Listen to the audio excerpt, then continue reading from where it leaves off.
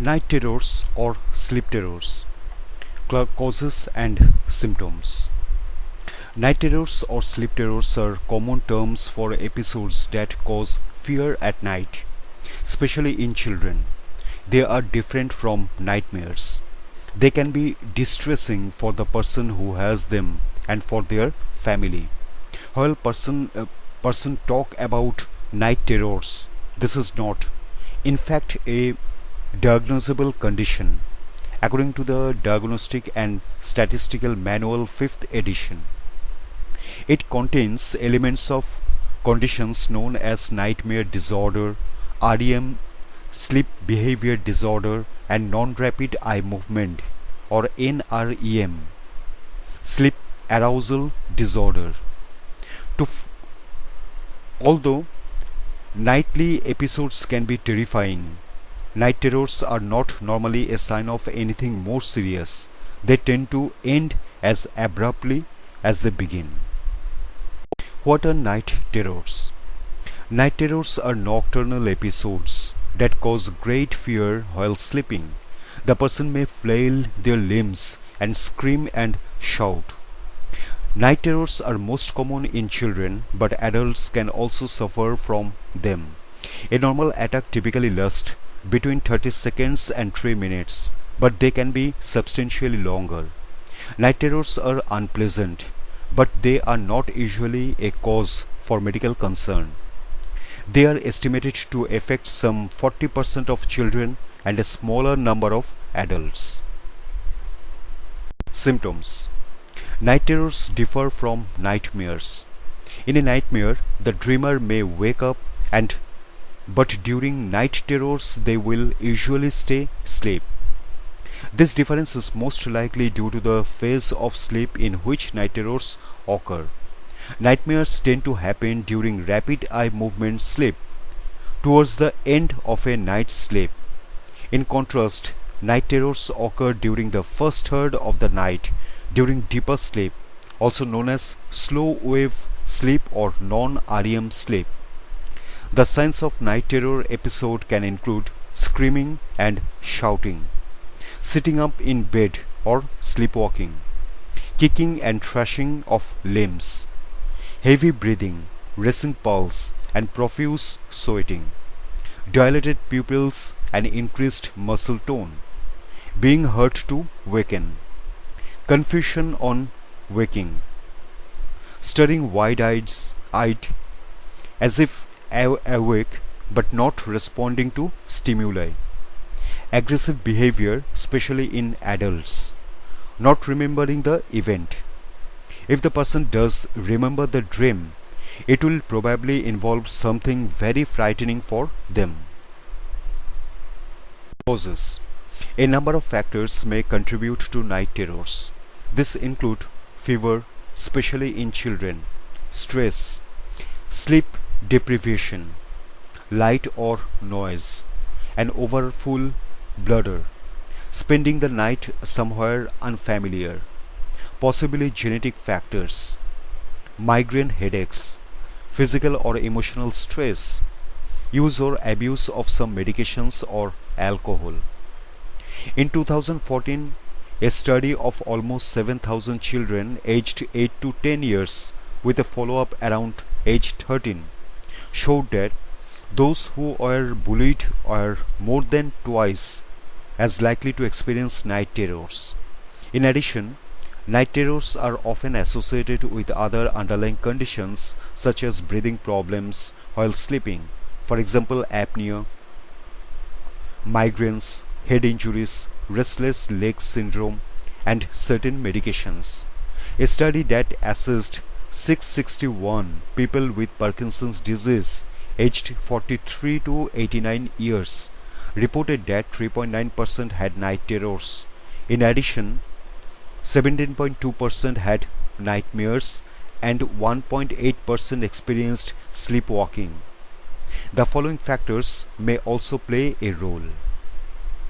Sleepwalking. Night terrors and sleepwalking appear to be associated. They both occur during slow wave sleep, the deepest sleep stages that happen in the early part of the night.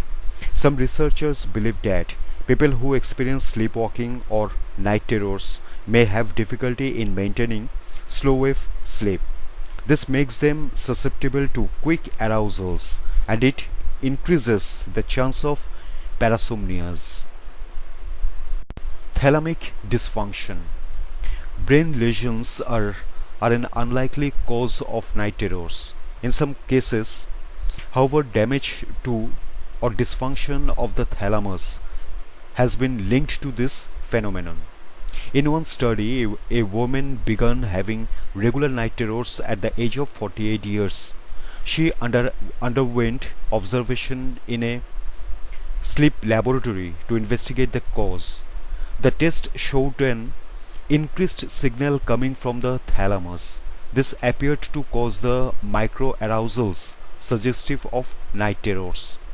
The thalamus is thought to play a key role in maintaining sleep-wake cycles. It also acts to dampen of the signals that normally arrive from the senses, including those of hearing while we sleep.